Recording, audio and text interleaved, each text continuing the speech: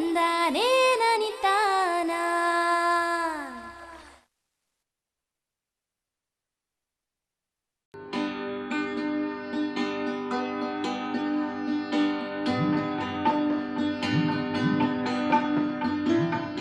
ಅಡಿಕೆ ನಮ್ಮ ರಾಜ್ಯದ ಸಾಂಪ್ರದಾಯಿಕ ವಾಣಿಜ್ಯ ಬೆಳೆಯಾಗಿದೆ.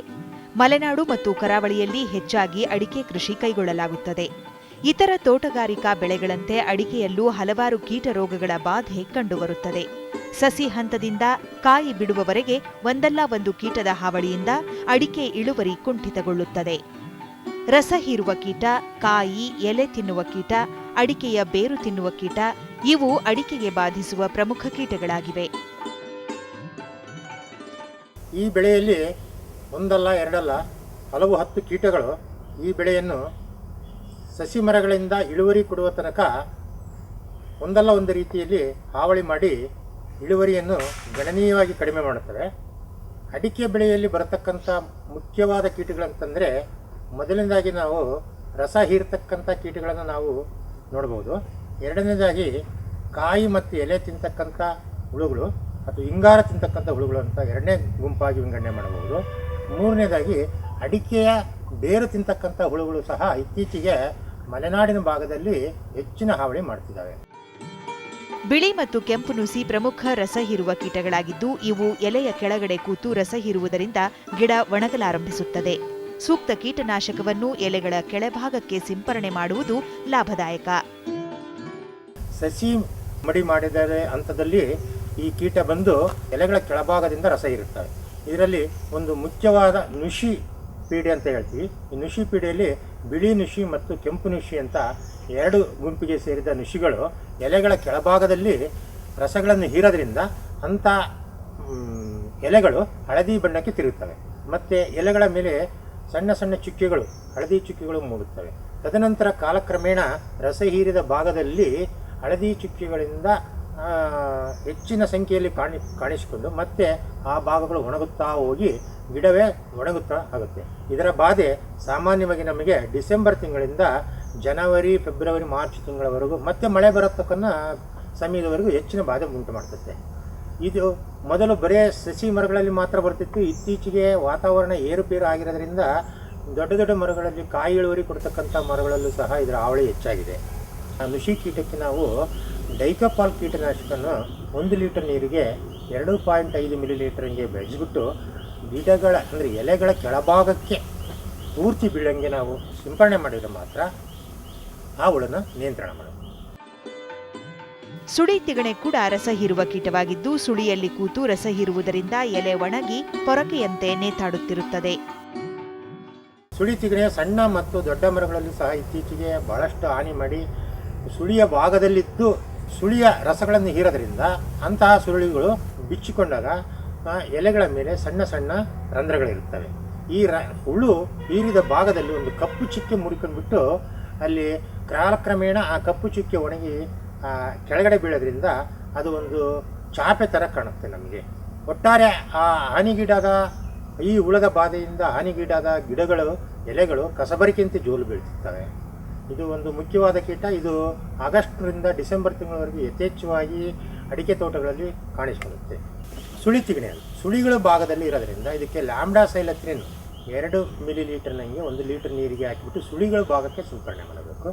ಇಲ್ಲ ಅಂತಂದರೆ ಪೋರೇಟ್ ಅರಳು ಇದನ್ನು ಒಂದು ಸಣ್ಣ ಪಾಲಿಥೀನ್ ಕವರಿನಲ್ಲಿ ಇಟ್ಟುಬಿಟ್ಟು ಅಲ್ಲಲ್ಲಿ ಸಣ್ಣ ರಂಧ್ರಗಳನ್ನು ಮಾಡಿಬಿಟ್ಟು ಸುಳಿ ಭಾಗದಲ್ಲಿ ಒಂದು ಪಾಲಿಥೀನ್ ಕವರಿಗೆ 10 ಗ್ರಾಮ್ನಂತೆ ಸುಳಿಗಳ ಭಾಗದಲ್ಲಿ ಇಟ್ಟುಬಿಟ್ಟು ಮತ್ತೆ ಅದಕ್ಕೆ ಪಿನ್ ಮಾಡೋದ್ರಿಂದ ಸುಮಾರು 1 ತಿಂಗಳಿಂದ 2 ತಿಂಗಳವರೆಗೂ ಸಹ ಈ ಸುಳಿ ತಿಗಣೆನ ನಾವು ನಿಯಂತ್ರಣ ಮಾಡ್ಕೋಬಹುದು.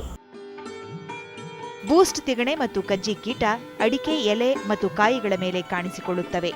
ಇವು ಮೃದು ಕಾಂಡ, ಎಲೆ ಮತ್ತು ಬಲಿತ ಕಾಯಿಗಳ ಮೇಲೆ ಕೂತು ರಸ ಹೀರುವುದರಿಂದ ಗೆಣ್ಣುಗಳು ಕಡಿಮೆಯಾಗುತ್ತವೆ.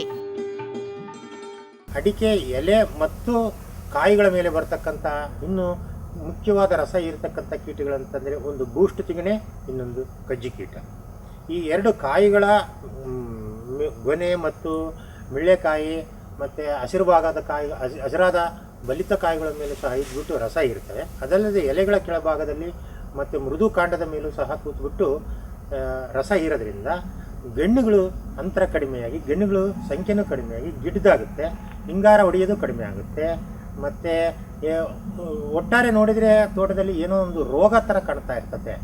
ಈ ಬೂಸ್ಟ್ ತಿಗಣೆ, ಕಜ್ಜಿ ತಿಗಣೆ ಅಂತ ಏನು ಹೇಳಿದ್ವ, ಈ ಎರಡನ್ನೂ ಸಹ ನಾವು ಯಾವ ಭಾಗದಲ್ಲಿ ಬರುತ್ತೆ, ಎಲೆಗಳ ಭಾಗಕ್ಕೆ ಬಂದರೆ ಅಥವಾ ಕಾಯಿಗಳ ಗೊಂಚಲು ಹಿಂಗಾರಕ್ಕೆ ಬಂದರೆ ಅಂಥ ಭಾಗಗಳಿಗೆ ನಾವು ಅಂತರ್ವ್ಯಾಪಿ ಕೀಟನಾಶಕದ ಮಾನೋಕ್ರೋಟೋಫಾಸು ಇಲ್ಲ ಕ್ಲೋರೋಪೈರಿಫಾಸು ಇಲ್ಲ ಇದು ಡೈಮಿಥೇಟ್ ಅಂತ ಕೀಟನಾಶಕಗಳಿರುತ್ತೆ.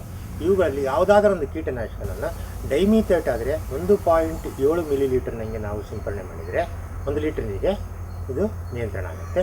ಮಾನೋಕ್ರೋಟೋಫಾಸ್ ಆದರೆ 1.2 ಮಿಲಿಲೀಟರ್ನಂಗೆ ನಾವು ಸಿಂಪಡಣೆ ಮಾಡಿದರೆ ಇದನ್ನು ನಿಯಂತ್ರಣ ಮಾಡ್ಕೋಬೋದು. ಕ್ಲೋರೋಪೈರಿಫಾಸ್ ಕೀಟನಾಶಕ ಇದು ಬಹಳ ಸುಲಭವಾಗಿ ಸಿಗತಕ್ಕಂಥದ್ದು ಮತ್ತು ಹೆಚ್ಚು ಪರಿಣಾಮಕಾರಿಯಾದ ಕೀಟನಾಶಕ ಆಗಿರೋದ್ರಿಂದ ಇದನ್ನು ನಾವು 2 ಮಿಲಿಲೀಟರ್ನಂಗೆ 1 ಲೀಟರ್ ನೀರಿಗೆ ಹಾಕಿಬಿಟ್ಟು ರಸ ಹೀರುವ ಕೀಟಗಳ ಮೇಲೆ ಸಿಂಪಡಣೆ ಮಾಡಿದರೆ ಎಲ್ಲ ಸಂಪೂರ್ಣವಾದ ರಸ ಇರತಕ್ಕಂಥ ಕೀಟಗಳು ಸಹ ನಿಯಂತ್ರಣ. ಅಡಿಕೆ ತೋಟವನ್ನು ಸ್ವಚ್ಛವಾಗಿಟ್ಟುಕೊಂಡು ಸೂಕ್ತ ನೀರು ನಿರ್ವಹಣೆ ಕೈಗೊಂಡಲ್ಲಿ ಮರಗಳು ಆರೋಗ್ಯವಾಗಿದ್ದು ಕೀಟಗಳು ಬಾರದಂತೆ ತಡೆಯಬಹುದಾಗಿದೆ. ಮತ್ತು ಇನ್ನು ಮಲೆನಾಡಿನ ಭಾಗದಲ್ಲಿ ಬಿಸಿಲು ಮತ್ತು ಮಳೆ ಎರಡು ತುಂತುರು ವಾತಾವರಣ ಕಂಡು ಬಂದಾಗ ಮಿಳ್ಳೆಕಾಯಿ ಉದುರೋದು ಅನ್ನೋದು ನಾವು ಸರ್ವೇ ಸಾಮಾನ್ಯವಾಗಿ ಕಾಣ್ತೀವಿ.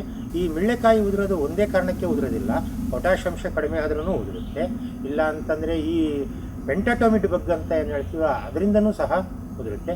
ಮತ್ತು ಬಿಸಿಲು ವಾತಾವರಣ ಮತ್ತು ಮಳೆಯಿಂದ ಕೂಡಿದ ವಾತಾವರಣದಲ್ಲಿ ಆ ಬಿಸಿಲಿನ ತಾಪಕ್ಕೆ ಮಿಳ್ಳೆಕಾಯಿಗಳ ಸಂಖ್ಯೆ ಯಥೇಚ್ಛವಾಗಿ ಉದುರು ಬಿಡುತ್ತೆ. ಇಷ್ಟು ರಸ ಹೀರ್ತಕ್ಕಂಥ ಕೀಟಗಳು, ಒಂದು 4-5 ರಸ ಹೀರ್ತಕ್ಕಂಥ ಕೀಟಗಳಿವೆ.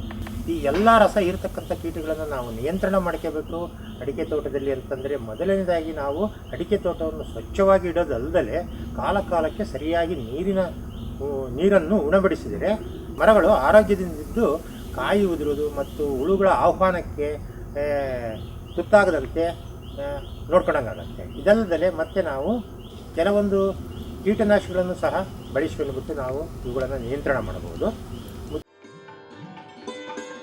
ಮೇ ಜೂನ್ ತಿಂಗಳಲ್ಲಿ ಹಿಂಗಾರ ಇಲ್ಲವೇ ಹೊಂಬಾಳೆ ತಿನ್ನುವ ಕೀಟ ಕಂಡುಬರುತ್ತದೆ. ಇಂಥ ತೋಟದಲ್ಲಿ ಹೊಂಬಾಳೆ ಬಿಚ್ಚುವುದಿಲ್ಲ. ಅದನ್ನು ಸೀಳಿ ನೋಡಿದಲ್ಲಿ ಒಂದು ದ್ರವ ಸೋರುವುದನ್ನು ಮತ್ತು ಕೀಟಗಳನ್ನು ಕಾಣಬಹುದು. ಶಿಫಾರಿತ ಕೀಟನಾಶಕ ಸಿಂಪರಣೆಯಿಂದ ಇದರ ನಿರ್ವಹಣೆ ಸಾಧ್ಯ.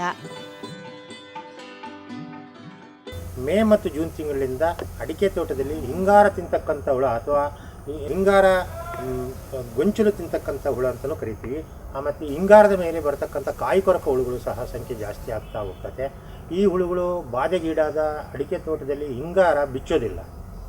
ಅಂಥ ಬಿಚ್ಚಿದಂಥ ಹಿಂಗಾರಗಳನ್ನು ನಾವು ಗಮನಿಸಿ ನೋಡಿದಾಗ ಮೇಲ್ಗಡೆಗೆ ಹಿಂಗಾರದಿಂದ ಒಂದು ದ್ರವ ಸೋರ್ತಾ ಇರ್ತದೆ, ನೀರಿನ ಅಂಶ ಸೋರ್ತಾ ಇರ್ತದೆ, ಅಲ್ಲಲ್ಲಿ ತೂತುಗಳಾಗಿರ್ತವೆ. ಅದನ್ನು ನಾವು ಒಂದು ಕೊಕ್ಕೆಯಿಂದ ಸೀಳಿದರೆ ಅದರಲ್ಲಿರ್ತಕ್ಕಂಥ ಹಿಂಗಾರ ಓಪನ್ ಆಗಿಬಿಟ್ಟು ಇದು ಅರಳಿ ಅದರಲ್ಲಿ ಹುಳುಗಳೆಲ್ಲ ಸಹ ಹೊರಗೆ ಕಾಣ್ತಾ ಇರ್ತವೆ. ಅವು ಬಿಸಿಲಿನ ತಾಪಕ್ಕೆ ಮಳೆ ತಾಪಕ್ಕೆ ತಾಳಲಾರದೆ ಯಾವಾಗ ಹೊರಗಡೆ ಬರುತ್ತೆ ಕೆಳಗಡೆ ಬೀಳೋಕ್ಕೆ ಶುರು ಮಾಡುತ್ತೆ. ಒಂದು ಸಾರಿ ನೀವು ಆ ರೀತಿ ಬಿಚ್ಚಿ ಅದಕ್ಕೆ 2 ಮಿಲಿಲೀಟರ್ನಂಗೆ 1 ಲೀಟ್ರ್ ನೀರಿಗೆ ಕ್ಲೋರೋಪೈರಿಫಾಸ್ ಎಂಬ ಕೀಟನಾಶಕನ ಸಿಂಪರಣೆ ಮಾಡಿದರೆ ಹಿಂಗಾರ ತಿಂತಕ್ಕಂಥ ಹುಳುಗಳನ್ನು ನಾವು ಸಂಪೂರ್ಣವಾಗಿ ನಿಯಂತ್ರಣ ಮಾಡ್ಕೋಬಹುದು. ಕಾಯಿ ಕೊರಕ ಕೀಟ ಅಡಿಕೆ ಬಲಿಯುವ ಮುನ್ನವೇ ಅದನ್ನು ಕೊರೆದು ತಿನ್ನುವುದರಿಂದ ಕಾಯಿ ಕೆಂಪು ಬಣ್ಣಕ್ಕೆ ತಿರುಗುತ್ತದೆ. ಅದನ್ನು ಕಿತ್ತು ಬೇಯಿಸಿದಲ್ಲಿ ತೂಕ ಕೂಡ ಬರುವುದಿಲ್ಲ. ಈ ಕಾಯಿ ಕೊರಕಕ್ಕೆ ನಾವು ಇತ್ತೀಚೆಗೆ ಹೆಚ್ಚಿಗೆ ಹಾನಿ ಕೊಡ್ತಕ್ಕಂಥ ಕಾಯಿ ಕೊರಕ ಭದ್ರಾವತಿ, ಶಿವಮೊಗ್ಗ ಮತ್ತು ಮಲೆನಾಡು ಪ್ರದೇಶ ಮತ್ತು ಬಯಲು ಸೀಮೆಗೂ ಸಹ ಈ ಕಾಯಿ ಕೊರಕ ಹುಳು ಜಾಸ್ತಿ ಹಾನಿ ಮಾಡುತ್ತೆ. ಈ ಹಾನಿಗೀಡಾದ ಮರಗಳಲ್ಲಿ ಗೊಂಚಲುಗಳ ಮೇಲೆ ನಮಗೆ ಮಣ್ಣಿನ ಆಕೃತಿ ಗೆದ್ದಲು ಥರ ಕುಂತ್ಕೊಂಡು ಮಿಳ್ಳೆಕಾಯಿಗಳು ಉದುರೋದು ಮತ್ತು ಅವನ ಕಾಯಿ ಬಲಿಯೋದಕ್ಕಿಂತ ಮುಂಚೆನೇ ಕೆಂಪಾಗಿ ಹೋಗಿಬಿಡುತ್ತೆ. ಕೆಂಪಾಗಿ ಹೋಗೋದ್ರಿಂದ ಅಡಿಕೆ ತೂಕ ಕಮ್ಮಿ ಆಗುತ್ತೆ, ಗಣನೀಯವಾಗಿ ತೂಕ ಆಗುತ್ತೆ. ಅಂಥ ಅಡಿಕೆ ನಮಗೆ ಮಾಗಿದೆ ಅಂತ ನಾವು ಕೊಯ್ಲು ಮಾಡಿ ಬೇಯಿಸಿದರೆ ಅಡಿಕೆಯಲ್ಲಿ ಗುಣಮಟ್ಟದ ಅಡಿಕೆ ಬರೋದಿಲ್ಲ. ಇದಕ್ಕೆ ಥಯೋಡಿಕಾರ್ಬ್ ಅಂತ ಒಂದು ಕೀಟನಾಶಕ ಬರುತ್ತೆ. ಈ ಥಯೋಡಿಕಾರ್ಬನ್ನು ನಾವು 1 ಗ್ರಾಮ್ನಂಗೆ 1 ಲೀಟರ್ ನೀರಿಗೆ ಹಾಕಿಬಿಟ್ಟು ಗೊನೆಗಳ ಮೇಲೆ ಸಿಂಪಡಣೆ ಮಾಡ್ಕೊತ ಬಂದರೆ ಇದನ್ನು ನಿಯಂತ್ರಣ ಮಾಡಿಕೊಳ್ಳಬಹುದು. ಅಡಿಕೆ ಬೇರು ತಿನ್ನುವ ಕೀಟ ಬಾಧೆ ಇದ್ದ ತೋಟದಲ್ಲಿ ಸುಮಾರು 2 ವರ್ಷ ಕಾಲ ಯಾವ ಲಕ್ಷಣಗಳು ಕಾಣುವುದಿಲ್ಲ. ಹಾಗಾಗಿ ತಜ್ಞರಿಂದ ಅಡಿಕೆ ಗಿಡ ವೀಕ್ಷಣೆ ಅವಶ್ಯಕ. ಅವರ ಸಲಹೆಯಂತೆ ಸೂಕ್ತ ಸಮಯದಲ್ಲಿ ಶಿಫಾರಿತ ಕೀಟನಾಶಕ ಸಿಂಪರಣೆ ಮಾಡಿ ಬೇರು ಹುಳು ನಿಯಂತ್ರಿಸಬಹುದು. ಅಡಿಕೆ ತೋಟಕ್ಕೆ ಅತಿ ಹೆಚ್ಚು ಚಿಕ್ಕಮಗಳೂರು, ಶಿವಮೊಗ್ಗ, ಸಾಗರ ತೀರ್ಥಹಳ್ಳಿ ಮತ್ತು ಹೊಸನಗರ ತಾಲೂಕುಗಳಲ್ಲಿ ಅಡಿಕೆ ಬೇರುಳದ ಹಾನಿಗೆ ಈಡಾದ ತೋಟಗಳಲ್ಲಿ 40% 80% ನಮಗೆ ರೈತರಿಗೆ ಅಡಿಕೆ ಬೆಳೆಗಾರರಿಗೆ ನಷ್ಟ ಆಗ್ತಾ ಇದೆ. ಇದು ಭೂಮಿಯಲ್ಲೇ ಇದ್ದು ಕಣ್ಣಿಗೆ ಕಾಣತಕ್ಕಂಥ ಕೀಟ ಆಗಿರೋದ್ರಿಂದ ರೈತರುಗಳಿಗೆ ಇದನ್ನು ಗುರುತಿಸೋದು ಕಷ್ಟ ಆಗ್ತಿದೆ. ಹಾನಿಗೆ ಈಡಾದ ತೋಟಗಳಲ್ಲಿ 1-2 ವರ್ಷ ಬೆಳೆ ಬರುತ್ತೆ, ಆದರೆ ಏನಾಗುತ್ತಪ್ಪ ಅಂತಂದರೆ ಬೆಳೆ ಕಡಿಮೆ ಆಗ್ತಾ ಹೋಗುತ್ತೆ. ಕಡಿಮೆ ಆಗ್ತಾ ಹೋಗೋದು ಇವ್ರಿಗೆ ಗಮನಕ್ಕೆ ಹೆಚ್ಚಿಗೆ ಬರೋದಿಲ್ಲ, ಬೇಗ ಬರೋದಿಲ್ಲ. ಇವರು ಗಮನ ತಗೊಂಡು ಔಷಧಿ ಸಿಂಪರಣೆ ಮಾಡೋ ಟೈಮ್ಗೆ ಅದರದ್ದು ಏನು ಹಾನಿ ಮಾಡಬೇಕೋ ಅಷ್ಟೆಲ್ಲ ಹಾನಿ ಮಾಡಿ ಕೈ ಬಿಟ್ಬಿಟ್ಟಿರುತ್ತೆ. ಅದಕ್ಕೆ ಒಂದು ತಜ್ಞರ ಸಲಹೆ ಹೆಚ್ಚಿನದಾಗಿ ಬೇಕಿರುತ್ತೆ. ಹಾಗಾಗಿ ವಿಶ್ವವಿದ್ಯಾನಿಲಯ ಮತ್ತು ಇಲಾಖೆ ವತಿಯಿಂದ ತಜ್ಞರನ್ನು ಕರ್ಕೊಂಡು ಹೋಗ್ಬಿಟ್ಟು ತೋಟವನ್ನು ವೀಕ್ಷಣೆ ಮಾಡಿದಾಗ ಆ ಮರದಲ್ಲಿರ್ತಕ್ಕಂಥ ಲಕ್ಷಣಗಳ ಮೇಲೆ ಬೇರುಹುಳುಗಳಿಂದ ಇದು ಹಾನಿಗೀಡಾಗಿದೆಯಾ ಅಂತ ನಾವು ಒಂದು ವೀಕ್ಷಣೆ ಮಾಡಿ ಅದಕ್ಕೆ ಮುಂಜಾಗ್ರತೆ ಕ್ರಮಗಳನ್ನು ತಗೊಂಡ್ಬಿಟ್ರೆ ಅಡಿಕೆ ಈ ಬೇರುಹುಳುವಿನಿಂದ ವಿಮುಕ್ತಿ ಮಾಡ್ಕೋಬಹುದು. ಸಾಮಾನ್ಯವಾಗಿ ರೈತರು ಏನು ಹೇಳ್ತಾರಪ್ಪ ಅಂದರೆ ಅಡಿಕೆ ತೋಟಕ್ಕೆ ಬೇರುಹುಳು ಬಂದುಬಿಡುತ್ತಂದರೆ ನೀವು ಯಾವ ಕೀಟನಾಶಕನ ಹಾಕ್ರಿ ಹೋಗೋದಿಲ್ಲ ಅಂತ ಹೇಳ್ತಾರೆ. ಅಂದರೆ ಇದಕ್ಕೆ ರೈತರದಕ್ಕೆ ಹೆಚ್ಚಿಗೆ ಇದರ ಮಾಹಿತಿ ಇಲ್ಲದ ಕಾರಣಕ್ಕೋಸ್ಕರ ಇವ್ರು ಹೇಳ್ತಾರೆ ಕೀಟನಾಶಕ, ಈಗ ಪ್ರಚಲಿತ ಕೀಟನಾಶಕ ಏನಿದೆ ಕ್ಲೋರೋಪೈರಿಫಾಸ್ ಇದೆ, ಕೊರಾಜಾನ್ ಅಂತ ಇದೆ, ಫೋರೇಟ್ ಅಂತ ಇದೆ. ಈ 3 ಕೀಟನಾಶಕನ ನಾವು ಬಳಸ್ಕೊಂಡ್ರೆ ಹುಳು ಸಾಯುತ್ತೆ. ಬಟ್ ಯಾವ ಟೈಮಲ್ಲಿ ಹಾಕಬೇಕು, ಹಾಕ್ತಕ್ಕಂಥ ಸಮಯ ಮಾತ್ರ ಮುಖ್ಯ. ನೀವು ಸಮಯ ಬಿಟ್ಟು ಬೇರೆ ಸಮಯದಲ್ಲಿ ಹಾಕಿದರೆ ಆ ಹುಳು ಸಾಯೋದಿಲ್ಲ. ಸೂಕ್ತವಾದ ಸಮಯ ಅಂತಂದರೆ ಹುಳು ಮೊದಲನೇ ಹಂತ ಇದ್ದಾಗ, ಅಂದರೆ ಆಗಸ್ಟ್, ಜುಲೈ ಕೊನೆ ಮತ್ತು ಆಗಸ್ಟ್ ತಿಂಗಳಲ್ಲಿ ನೀವು ಆ ಹುಳು ಮೊದಲನೇ ಹಂತ ಇರುತ್ತೆ. ಆ ಹಂತದಲ್ಲಿ ಈ ಹುಳು ಕೊಳಿತಕ್ಕಂಥ ಪದಾರ್ಥ ತಿಂತಿರ್ತದೆ. ಎಳೆ ಹಂತದ ಮರಿಗಳಿಗೆ ನೀವು ಈ ಫೋರೇಟ್ ಒಂದು ಮರಕ್ಕೆ 20 ಗ್ರಾಮ್ನಂಗೆ, ಇಲ್ಲ ಕೋರಾಜನ್ ಆದರೆ 0.2 ಮಿಲಿಲೀಟರ್ನಂಗೆ 1 ಲೀಟರ್ ನೀರಿಗೆ ಹಾಕಿಬಿಟ್ಟು ಸಿಂಪರಣೆ ಮಾಡಬೇಕಾಗುತ್ತೆ ಬುಡದ ಸುತ್ತ. ಇಲ್ಲ ಕ್ಲೋರೋಪೈರಿಫಾಸ್ ಆದರೆ 4ರಿಂದ 5 ಮಿಲಿಲೀಟರ್ನಂಗೆ 1 ಲೀಟರ್ ನೀರಿಗೆ ಹಾಕಿಬಿಟ್ಟು ಒಂದು ಮರಕ್ಕೆ ಸುಮಾರು 3ರಿಂದ 5 ಲೀಟರ್ ದ್ರಾವಣವನ್ನು ಸುತ್ತ ಎರಚ್ಕೊಂಡು ಬಂದರೆ ಹೋಗುತ್ತೆ. ಆಮೇಲೆ ಫೋರೇಟ್ ಹೇಳಿದ್ವಾ, ಒಂದು ಮರಕ್ಕೆ ಬುಡ ಬಿಡಿಸುವಾಗ ನೀವು ಒಂದು ಟೈಮ್ ಫೋರೇಟ್ ಹಾಕಿದರೆ 20 ಗ್ರಾಮ್ನಂಗೆ ಬುಡ ಬಿಡಿಸೋ ಟೈಮಲ್ಲಿ ಫೋರೇಟ್ ಹಾಕಿ. ಇದೇ ಕೀಟನಾಶಕಗಳನ್ನು ಮತ್ತೆ ಇನ್ನೊಂದು ಸಾರಿ ಬಳಸುವ. ಒಂದು ಸಾರಿ ನೀವು ಫೋರೇಟ್ ಬೆಳೆಸಿದರೆ 2ನೇ ಸಾರಿ ನೀವು ಕ್ಲೋರೋಪೈರಿಫಾಸ್ ಹೋಗಿ, 3ನೇ ಸಾರಿ ಹಾಗೂ ಹುಳು ನಿಯಂತ್ರಣ ಆಗಿಲ್ಲ ಅಂತಂದರೆ ಕೊರಾಜನ್ ಕೀಟನಾಶಕನ ಬಳಸಿ. ಹೀಗೆ ಕೀಟನಾಶಕ ಬದಲಾವಣೆಯಿಂದ ನಾವು ಈ ಬೇರುಹುಳನ ನಿಯಂತ್ರಣ ಮಾಡಬಹುದು. ಹಿಂಗಾರ ಕಡಿಮೆ ಇರುವುದು, ಚಿಕ್ಕ ಚಿಕ್ಕ ಎಲೆಗಳು, ಮರ ಮುಟ್ಟಿದರೆ ಅಲುಗಾಡುವ ಸ್ಥಿತಿಯಲ್ಲಿರುವುದು ಇದರ ಲಕ್ಷಣಗಳು. ತೋಟಕ್ಕೆ ಎರೆಹುಳು ಬಿಡುವುದು ಒಂದು ಪರಿಹಾರವಾಗಿದೆ. ಬೇರುಹುಳದ ಬಾಧೆಗೀಡಾದ ತೋಟಗಳನ್ನು ನಾವು ನೋಡಿದರೆ ಮೊದಲನೇದಾಗಿ ಹಿಂಗಾರ ಕಡಿಮೆ ಇರುತ್ತೆ ತೋಟದಲ್ಲಿ. ಆಮೇಲೆ ಎಲೆಗಳೆಲ್ಲ ಗಿಡ್ಡಿಗೆ ಆಗ್ತಾ ಹೋಗ್ತವೆ, ಚಿಕ್ಕ ಚಿಕ್ಕ ಆಗ್ತಾ ಹೋಗ್ತಾ ಇರ್ತವೆ. ಹಿಂಗಾರದಲ್ಲಿ ಕಾಯಿಗಳೇ ಇರೋದಿಲ್ಲ. ಮತ್ತು ತೋಟದಲ್ಲಿ ಹಿಂಗೆ ಹೋಗಿಬಿಟ್ಟು ನಡುವೆ ತೋಟದ ಮೇಲೆ ನೋಡಿದರೆ ಆಕಾಶ ನೀಲಿ ಆಕಾಶ ಕಾಣುತ್ತೆ, ಎಲ್ಲ ಬಯಲು ಥರ ಕಾಣುತ್ತೆ. ಇದೇ ನಮಗೆ ಮುಖ್ಯವಾದ ಸೂಚನೆ. ಇದಲ್ಲದೆ ನಾವು ಆ ಮರಗಳನ್ನು ಅಲುಗಾಡಿಸಿ ನೋಡಿದರೆ ಅದು ಭಾಳ ಸುಲಭವಾಗಿ ಅಲುಗಾಡುತ್ತೆ. ಮತ್ತು ಅಂಥ ಮರಗಳಲ್ಲಿ ನಾವು ಒಂದು ಗುದ್ದಲಿಯಿಂದ ಬಿಡಿಸಿ ನೋಡಿದರೆ ಒಳಗಡೆ ಸಿಹಿ ಆಕೃತಿಯ ಬಿಳಿ ಆಕಾರದ ಅನೇಕ ಬೇರುಹುಳುಗಳು ಕಾಣ್ತವೆ. ಇಂಥ ಬೇರುಹುಳುಗಳಿಂದ ಒಂದು ಮರಕ್ಕೆ 1-2 ಬೇರುಹುಳು ಇದ್ದರೆ ಅದು ಮಾಡ್ತಕ್ಕಂಥ ಹಾನಿ ಸಂಪೂರ್ಣವಾಗಿ ಅಡಿಕೆ ಮರನೇ ನಾಶ ಮಾಡುತ್ತೆ. ಅದಕ್ಕೆ ನಾಶ ಮಾಡೋದಕ್ಕೆ 1-2 ವರ್ಷದ ಸಂಪೂರ್ಣ ನಾಶ ಆಗೋಗ್ಬಿಡುತ್ತೆ. ಈ ಸಮಯದಲ್ಲಿ ನಾವು ಅದನ್ನು ನಿಯಂತ್ರಣ ಮಾಡಬೇಕು.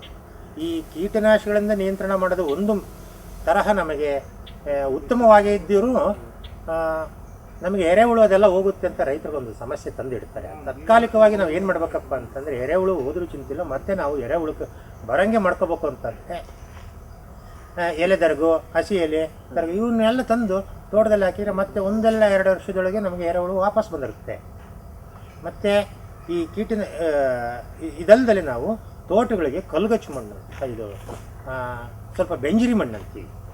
ಅಂದರೆ ತೋಟಕ್ಕೆ ನಾವು ನಿಮ್ಮ ಭೂಮಿಯಲ್ಲಿ ಇರತಕ್ಕಂಥ ಮಣ್ಣಿಗೆ ಏನು ವಿರುದ್ಧವಾದ ಬಣ್ಣ ಇರುತ್ತೋ ಮತ್ತು ಸ್ವಲ್ಪ ಗೊರಚಲು ಮಣ್ಣು ಅಂತ ಏನು ಕರಿತೀವೋ ಅಂಥ ಮಣ್ಣು ಹಾಕೋದ್ರಿಂದ ಈ ಬೇರುಹುಳುಗಳು ಓಡಾಟಕ್ಕೆ ತೊಂದರೆ ಆಗಿಬಿಡುತ್ತೆ. ಅದಲ್ಲದೆ ಬೇರುಹುಳು ಮೊಟ್ಟೆ ಇಡೋಕ್ಕೂ ತೊಂದರೆ ಆಗೋದ್ರಿಂದ ಅದು ಆ ಜಾಗದಿಂದ ಬೇರೆ ಹೋಗುತ್ತೆ. ಇದನ್ನು ನಾವು ಭಾಳಷ್ಟು ಜಾಗರೂಕತೆಯಿಂದ ನಿರ್ವಹಣೆ ಮಾಡಿದರೆ ಮಾತ್ರ ಅಡಿಕೆ ತೋಟನ ಉಳಿಸ್ಕೊಳಕ್ಕೆ ಸಾಗುತ್ತೆ. ಇದು ಇವತ್ತಿನ ಸಾಮಾನ್ಯವಾಗಿ ಅಡಿಕೆ ತೋಟದಲ್ಲಿ ಭಾಳಷ್ಟು ನೊಂದಿರ್ತದಂದರೆ ಬೇರುಹುಳಕ್ಕೆ ಹಾನಿ ಈಡಾಗಿರ್ತಕ್ಕಂಥ ರೈತರೇ. ಶಂಖದ ಹುಳು ಅಡಿಕೆ ಮತ್ತು ಅದರ ಜೊತೆ ಬೆಳೆಯುವ ಅಂತರ್ ಬೆಳೆಗಳನ್ನು ಬಾಧಿಸುವ ಕೀಟವಾಗಿದೆ. ಸೂಕ್ತ ಸಮಯದಲ್ಲಿ ಶಿಫಾರಿತ ಕೀಟನಾಶಕವನ್ನು ತಜ್ಞರ ಸಲಹೆ ಮೇರೆಗೆ ಬಳಸುವುದರಿಂದ ಇದರ ನಿರ್ವಹಣೆ ಸಾಧ್ಯ. ಆದರೆ ಇಂಥ ಕೀಟನಾಶಕ ಬಳಕೆ ಸಂದರ್ಭದಲ್ಲಿ ಬೇರಾವ ಪ್ರಾಣಿ ಪಕ್ಷಿಗಳಿಗೆ ಅವು ಬಾಧಿಸದಂತೆ ಎಚ್ಚರಿಕೆ ವಹಿಸುವುದು ಅಗತ್ಯ. ಅಡಿಕೆಯಲ್ಲಿ ನಾವು ಅನೇಕ ಮಿಶ್ರ ಬೆಳೆ ಬೆಳಿತೀವಿ. ಕಾಳುಮೆಣಸು ಬೆಳಿತೀವಿ, ಬಾಳೆ ಬೆಳಿತೀವಿ, ಏಲಕ್ಕಿ ಬೆಳಿತೀವಿ. ಇದೆಲ್ಲ ಬೆಳೆಯುವಾಗ ನಮಗೆ ಅಡಿಕೆ ಮರಕ್ಕೆ ಸಮೇತನೂ ಬಾಳೆ ಮರಕ್ಕೂ ಅಡಿಕೆಯ ಬಾಳೆ, ಏಲಕ್ಕಿ, ಜಾಯಿಕಾಯಿ ಇಂಥ ಮರಗಳಿಗೆಲ್ಲ ನಾವು ಶಂಕದ ಹುಳು ಅಂತ ಏನು ಕರೀತೀವೋ ಅದು ಬರ್ತಾ ಇದೆ ಇತ್ತೀಚೆಗೆ ಭಾಳಷ್ಟು. ಈಗ ಭದ್ರಾವತಿ ತಾಲೂಕಿನಲ್ಲೂ ಸಹ ಇದು ಯಥೇಚ್ಛವಾಗಿದೆ. ಈ ಶಂಕದ ಹುಳು ಬಾಧೆ ಯಾವಾಗ ಹೆಚ್ಚಾಗುತ್ತಪ್ಪ ಅಂತಂದರೆ ಈ ತೇವಾಂಶ ಭೂಮಿಯಲ್ಲಿ ಜಾಸ್ತಿ ಆದಾಗ, ಎಲ್ಲೆಲ್ಲಿ ನೀವು ಎಲೆ ತರಗು, ಮೊಟ್ಟೆಗಳು, ಅಡಿಕೆ ಹಾಳೆಗಳು ಇವೆಲ್ಲ ಗುಡ್ಡೆ ಹಾಕಿರುತ್ತೋ ಅಂಥ ಜಾಗದಲ್ಲಿ ನೀರಿನ ಅಂಶ ಅಥವಾ ತೇವಾಂಶ ಹೆಚ್ಚಾಗೋದ್ರಿಂದ ಅವುಗಳು ಕೆಳಭಾಗದಲ್ಲಿ ಇರ್ತವೆ. ರಾತ್ರಿ ಹೊತ್ತು ಇವೆಲ್ಲ ಕೆಳಭಾಗದಲ್ಲಿದ್ದು ಮತ್ತು ಅಡಿಕೆ ಮರಗಳ ಮೇಲೆ, ವಿಳೆದೆಲೆ, ಬಾಳೆ ಎಲೆ ಮೇಲೆ ಎಲ್ಲ ಹೋಗ್ಬಿಟ್ಟು ಮೃದುವಾದ ಕಾಂಡ ಭಾಗ ಏನಿರುತ್ತೋ, ಹಸಿರು ಎಲೆ ಅಂತ ಅಥವಾ ಪತ್ರ ರೀತಿ ಏನಿರುತ್ತೋ ಅಂಥ ಭಾಗನ ಕೆರೆದು ತಿಂತವೆ. ಈ ಶಂಕದ ಹುಳು ಬಾಧೆ ಯಥೇಚ್ಛವಾಗಿದೆ. ಮೊದಲು ನಮಗೆ ಮೆಟಾಲ್ಡಿಹೈಡ್ ಅಂತ ಒಂದು ಕೀಟನಾಶಕ ಬರೋದು. ಈ ಮೆಟಾಲ್ಡಿಹೈಡ್ ಅದು ಕೀಟನಾಶಕ ಅಂದರೆ ಇದು ಶಂಕದ ಹುಳುನ ಸಾಯಿಸ್ತಕ್ಕಂಥ ಕೀಟನಾಶಕ ಆಗಿತ್ತು. ಇದು ನಾವು ಸುಮಾರು 20 ಗ್ರಾಮ್ನಂತೆ ಒಂದು ಎಕರೆಗೆ ಅಲ್ಲಲ್ಲೇ ಒಂದು 30-40 ಕಡೆ ನಾವು ಈ ಕೀಟನಾಶಕನ ಇಡ್ತಾ ಇರ್ತೀವಿ. ಈ ರೀತಿ ಇಡೋದ್ರಿಂದ ಹುಳುಗಳು ಆಕರ್ಷಿತವಾಗಿಬಿಟ್ಟು ರಾತ್ರಿ ಹೊತ್ತು ಅವೆಲ್ಲ ಬಂದೊಂದೇ ಹತ್ರ ಇರ್ತವೆ, ಅವನ್ನ ಹಿಡಿದುಬಿಟ್ಟು ನಾವು ಕೊಲ್ಲಬೇಕಾಗಿತ್ತು. ಇದಲ್ಲದೆ ಈಗ ಇತ್ತೀಚೆಗೆ ಬಂದಿರತಕ್ಕಂಥ ಒಂದು ಮೆಥಮಿಲ್ ವಿಷಪಾಷಾಣ ಅಂತ ಏನು ನಾವು ವಿಶ್ವವಿದ್ಯಾಲಯದಿಂದ ಅಭಿವೃದ್ಧಿಪಡಿಸಿದ್ವೋ ಇದಂತೂ ಭಾಳಷ್ಟು ಪರಿಣಾಮಕಾರಿಯಾಗಿ ಅನೇಕ ರೈತರ ತೋಟಗಳಲ್ಲಿ ಸಹ ಪ್ರಯೋಗಾತ್ಮಕವಾಗಿ ತಗೊಂಡಾಗ ನಮಗೆ ಕಂಡುಬಂದ ಅಂಶ ಏನಪ್ಪ ಅಂತಂದರೆ, ಈ ಮೊದಲು ಬಳಸ್ತಕ್ಕಂಥ ಕೀಟನಾಶಕಗಳು ಏನಿದ್ವು, ಪೊರೇಟೆ ಆಗಲಿ, ಮೆಟಾಲ್ಡಿಹೈಡೆ ಆಗಲಿ, ಈ ಬಸವನಹುಳ ಸಾಯಿಸೋಕ್ಕೆ ಅದಕ್ಕಿಂತಲೂ ಇದು ಹೆಚ್ಚು ಪರಿಣಾಮಕಾರಿಯಾಗಿದೆ. ಇದನ್ನು ಯಾವ ರೀತಿ ನಾವು ತಯಾರು ಮಾಡ್ಬೋದಪ್ಪ ಅಂತಂದರೆ, ಒಂದು ಅಕ್ಕಿ ತೌಡು ಬರುತ್ತೆ. ಅಕ್ಕಿ ತೌಡು ಅಂದರೆ ಅವಲಕ್ಕಿ ಮಿಲ್ಲಿಂದ ಬರ್ತಕ್ಕಂಥ ಅಕ್ಕಿ ತೌಡು ಅಥವಾ ಹಿಟ್ಟಿನ ಮಿಲ್ಲಿಂದ ಬರ್ತಕ್ಕಂಥ ಅಕ್ಕಿನ ತೌಡನ್ನು, ಇದನ್ನು 10 kg ಅಕ್ಕಿ ತೌಡನ್ನು ಸುಮಾರು 36 ಗಂಟೆಗಳ ಕಾಲ ನೀರಿನಲ್ಲಿ ನೆನೆಸಿಬಿಟ್ಟು ಸಾಯಂಕಾಲ ಟೈಮಲ್ಲಿ ಇದನ್ನು ಹೊರಗೆ ತೆಗೆದುಬಿಟ್ಟು ಇದಕ್ಕೆ ಒಂದು 2 kg ಬೆಲ್ಲ ಹಾಕಿಬಿಟ್ಟು ಚೆನ್ನಾಗಿ ಕಲಿಸ್ಬೇಕು. ಒಂದು ಹದಕ್ಕೆ ಬರೋಂಗೆ ಮಾಡಿದ್ಮೇಲೆ ಒಂದು 125 ಗ್ರಾಮ್ನಂತೆ ಮೆಥೋಮಿಲ್ ಎಂಬ ಕೀಟನಾಶಕ ಅದನ್ನು ಅದಕ್ಕೆ ಹಾಕಿಬಿಟ್ಟು ಚೆನ್ನಾಗಿ ಕಲಿಸ್ಬೇಕು. ಈ ರೀತಿ ಮಿಶ್ರಣ ಮಾಡಿದ ಮೇಲೆ ನಾವು ಅದನ್ನು ಸಾಯಂಕಾಲ ಟೈಮಲ್ಲಿ ಅಡಿಕೆ ತೋಟದಲ್ಲಿ ಅಲ್ಲಲ್ಲಿ ಸುಮಾರು 2 ಸಾಲಿಗೆ ಒಂದೊಂದು ಕಡೆ, ಅಂದರೆ ಒಂದು ಮರ ಬಿಟ್ಟು 2 ಮರ ಬಿಟ್ಟು 3 ಮರ ಬಿಟ್ಟು ಒಂದು ಕಡೆ ಅಲ್ಲಲ್ಲಿ ಹಾಕಿದರೆ ರಾತ್ರಿ ಹೊತ್ತು ಎಲ್ಲ ಶಂಕದ ಹುಳು ಬಂದ್ಬಿಟ್ಟು ಆಕರ್ಷಣೆ ಆಗಿಬಿಟ್ಟು ಅವಕ್ಕೆ ಅಲ್ಲೇ ತಿಂದು ಸತ್ತೋಗ್ತವೆ. ಮಾರನೇ ದಿನ ನೀವು ಹೋದಾಗ ಅಲ್ಲಿ ಸುಮಾರು ಹುಳುಗಳು ಒಂದು ಲೈನ್ ಹಿಡ್ಕೊಂಡು ಹೋದರೆ ಏನಿಲ್ಲ ಒಂದು ಬಕೆಟ್ ತುಂಬ ಅಥವಾ ಒಂದು ಪುಟ್ಟಿ ತುಂಬ ಹುಳ ಸಿಗುತ್ತೆ. ನಾನು ಮಾಡಿದ ಕೆಲಸ ಸಾರ್ಥಕವಾಯಿತು ಅಂತ ರೈತನಿಗೆ ಭಾಳಷ್ಟು ಖುಷಿ ಆಗುತ್ತೆ. ಶಂಕದ ಹುಳು ಸಾಯುತ್ತೆ. ಆದರೆ ನೀವು ಸಾಯುತ್ತಾ ಹುಳುಗಳನ್ನು ಹಾಗೆ ಬಿಡಬಾರ್ದು. ಯಾಕಂತಂದರೆ ನಾಯಿ, ಕಾಗೆ ಮತ್ತು ಬೇರೆ ಕಾಗೆಗಳು ಇಂಥ ಏನು ಇರ್ತವೋ ಇವನ್ನ ತಗೊಂಡೋಗ್ಬಿಟ್ಟು ಅವು ವಿಷಪ್ರಾಶನಾಗಿ ಅಂತ ಸಾಯ್ತಕ್ಕಂಥ ಸಂದರ್ಭ ಇರುತ್ತೆ. ಇದಕ್ಕೋಸ್ಕರ ಸ್ವಲ್ಪ ಮುನ್ನೆಚ್ಚರಿಕೆ ವಹಿಸ್ಬಿಟ್ಟು ನೀವು ಏನು ಈ ಮೆಥಮಿಲ್ ವಿಷಪಾಷಣ ಹಾಕಿರುತ್ತೋ ಮಾರನೇ ದಿನವೇ ನೀವು ಆ ಸತ್ತ ಹುಳುಗಳನ್ನು ತೆಗೆದು ಒಂದು ಗುಂಡಿಯಲ್ಲಿ ಹಾಕಿಬಿಟ್ಟು ಮುಚ್ಚೋದ್ರಿಂದ ಆಗ್ತಕ್ಕಂಥ ಅನಾಹುತನ ನಾವು ತಪ್ಪಿಸ್ಬೋದು. ಹೀಗೆ ಅಡಿಕೆ ತೋಟದಲ್ಲಿ ಒಂದಲ್ಲ 10 ಹಲವು ಕೀಟಗಳ ಬಾಧೆಗೆ ಇಂದ ವಿಮುಕ್ತಿಗೊಳ್ಬೇಕಂತಂದರೆ ಕೆಲವೊಂದು ಟೈಮು ನಾವು ಯಾಂತ್ರಿಕವಾಗಿಯೂ ನಾವು ಹಿಡಿದು ಕೊಲ್ಲಬೇಕಾಗತ್ತೆ ಕೀಟಗಳನ್ನು. ಸೂಕ್ತ ಸಮಯದಲ್ಲಿ ಸರಿಯಾದ ಕೀಟನಾಶಕಗಳನ್ನು ಯಾವ ಕಾಲಕ್ಕೆ ಆಯಾ ಕಾಲಕ್ಕೆ ಬೇಕಾದ ಕೀಟನಾಶಕಗಳನ್ನು ಕಾಲಕ್ಕೆ ಏನು ಕೀಟಗಳು ಬರುತ್ತವೆ ಅಂತಂದು ವೀಕ್ಷಣೆನೂ ಮಾಡಿದ್ದು ಅಲ್ಲದೆ ತಜ್ಞರ ಸಲಹೆನೂ ತಗೊಂಡ್ಬಿಟ್ಟು ನೀವು ಸಿಂಪರಣೆ ಮಾಡಿದರೆ ಅಡಿಕೆ ತೋಟದಲ್ಲಿ ಯಾವ ಹುಳುಗಳು ತೊಂದರೆನೂ ತಮಗೆ ಬರೋದಿಲ್ಲ. ಹೀಗೆ ಅಡಿಕೆ ಬೆಳೆಗಾರರು ತೋಟವನ್ನು ಸ್ವಚ್ಛವಾಗಿಟ್ಟುಕೊಂಡು ಕಾಲಕಾಲಕ್ಕೆ ಅಡಿಕೆ ಗಿಡಗಳನ್ನು ವೀಕ್ಷಿಸಿ ಸೂಕ್ತ ಸಮಯದಲ್ಲಿ ಶಿಫಾರಿತ ಕೀಟನಾಶಕ ಬಳಸಿ ಕೀಟಗಳ ಹತೋಟಿ ಕೈಗೊಂಡಲ್ಲಿ ಅಡಿಕೆ ಬೆಳೆ ರಕ್ಷಿಸಿಕೊಂಡು ಉತ್ತಮ ಇಳುವರಿ ಪಡೆಯಬಹುದು.